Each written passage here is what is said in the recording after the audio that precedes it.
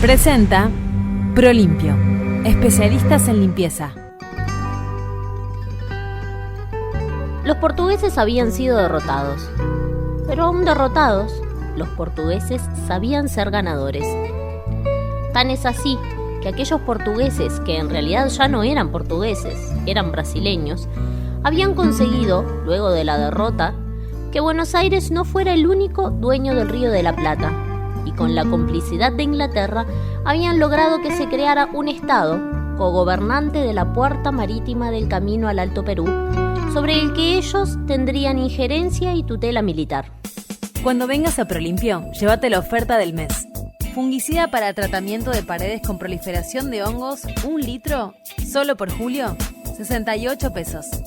Viví la experiencia Prolimpio en nuestros locales o en prolimpio.com.uy. ¡Qué historia con esto! 1011 Podcast. La Constitución que juramos el 18 de julio de 1830 debió ser avalada por el gobierno de Río de Janeiro, como ya lo vimos en el capítulo de ¿Qué historia con la historia? Sobre los festejos de esta fecha patria. Y los orientales, para asegurarnos que el texto propuesto no tuviera enmiendas, enviamos a la capital carioca a uno de los más hábiles diplomáticos que este suelo ha dado, el controvertido Nicolás de Herrera. Tamara Pereira.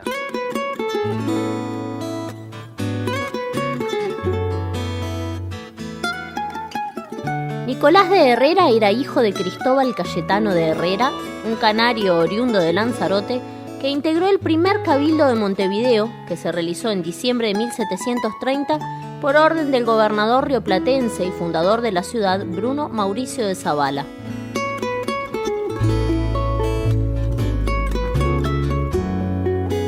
Casi 34 años después, el 8 de septiembre de 1774, nacía Nicolás y comenzaba una vida que iba a estar repleta de contradicciones y controversias.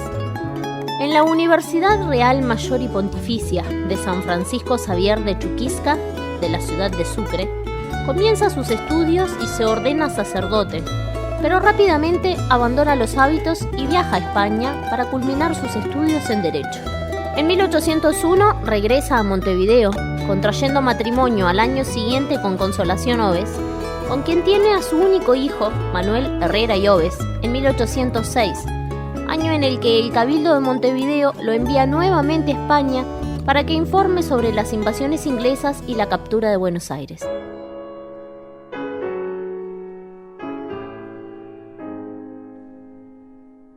En España, Herrera obtiene un éxito relativamente importante en los petitorios que llevaba ante el rey, quien por su actuación nombra a Montevideo como muy fiel y reconquistadora ciudad de Montevideo.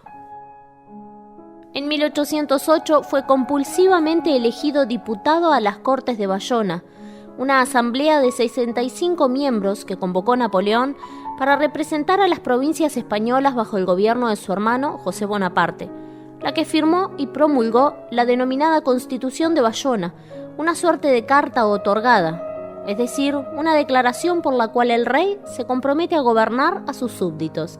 En dicho congreso, Nicolás Herrera se mostró leal a Napoleón, ya que había sido electo no por el virreinato del Río de la Plata, sino por los franceses que habían ocupado España.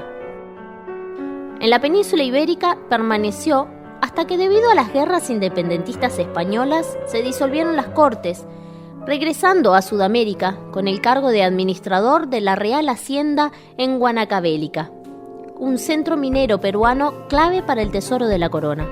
Sin embargo, su desembarco volvió a ser en Montevideo, y aquí se encontró que la Junta de Gobierno había tomado Buenos Aires, y por tanto Montevideo se había convertido en la capital del virreinato. Napoleón, Inglaterra, se reparte la tierra, y en América los españoles nos venden a Cristo y sus apóstoles, la madre patria, saquea y mata en el virreinato del Río de la Plata.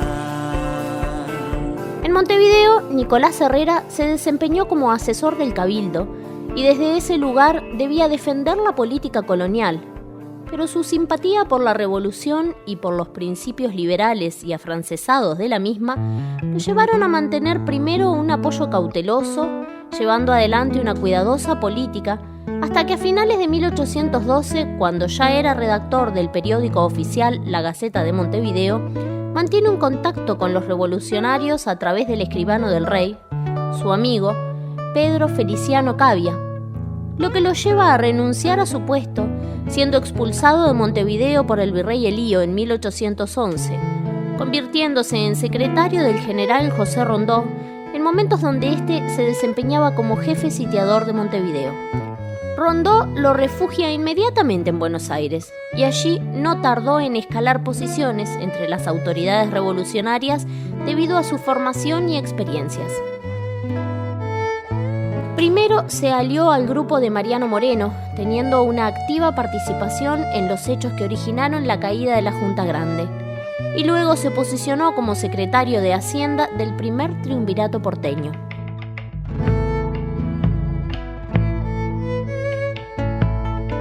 Tras apoyar las políticas de Bernardino Rivadavia, se desempeña en forma interina como secretario de gobierno, y es en ese rol que firma el armisticio por el cual las tropas portuguesas abandonan la banda oriental, permitiendo así el segundo sitio de Montevideo. El 11 de septiembre de 1812 asume la dirección de la Gaceta de Buenos Aires, es decir, el mismo cargo que antes había tenido en Montevideo para difundir las políticas de la colonia, ahora lo tenía en Buenos Aires, pero para hacerlo contra esas mismas políticas. Caído el primer triunvirato, viajó en función diplomática al Paraguay para intentar reincorporar esa provincia a las Provincias Unidas del Río de la Plata. Y acá se produce el primer fracaso de ese año, ya que su misión fue infructuosa, al igual que lo fue la Asamblea del año 13, la que no llegó a aprobar la Constitución que elaboró la Comisión Constituyente, que designó el segundo triunvirato, de la que Nicolás Herrera fue miembro. Luego de que en Guayabos las fuerzas artiguistas derrotaran a Dorrego e hicieran que no solamente éste retrocediera hasta Entre Ríos, sino que buena parte de los soldados bonaerenses comenzaran a desertar para pasarse a las fuerzas de los pueblos libres, Carlos María de Alvear, gobernador de las Provincias Unidas, nombra a Nicolás Herrera como delegado ante el propio Artigas para negociar acuerdos que, a pesar de no concretarse, llevaron a la realización del Congreso de Oriente en Concepción del Uruguay.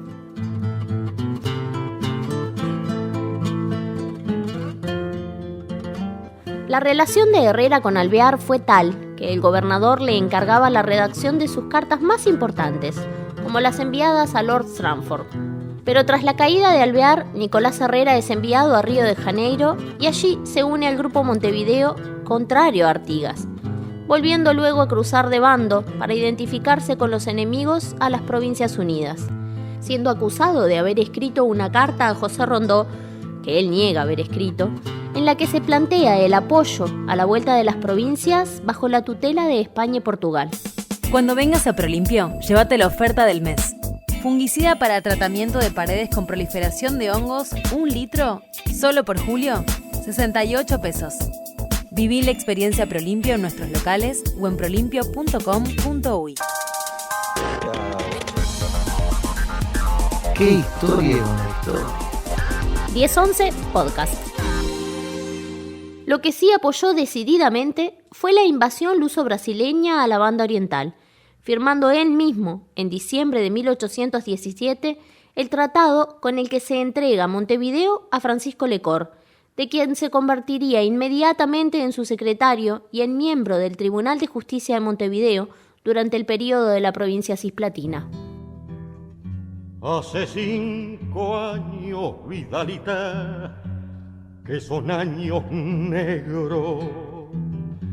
El jefe exilado, Vidalita, nos manda al imperio. Desde ese lugar inició campañas contra Juan Martín de Pueyrredón, con el apoyo de Alvear y José Miguel Carrera, quienes se encontraban refugiados en la banda oriental con la tutela de Herrera. Su lealtad al Imperio de Brasil, en la lucha para evitar que las Provincias Unidas recuperaran la banda oriental, hizo que fuera designado jefe civil de la Cisplatina y luego enviado a Río de Janeiro como senador.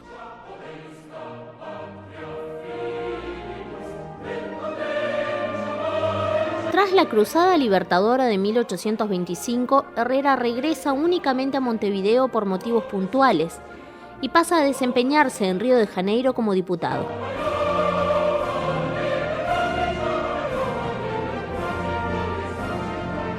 En 1828 regresó para ser parte de la Asamblea Constituyente y fue el encargado de llevar el proyecto constitucional a Río de Janeiro para que el emperador Pedro I le diera su aprobación.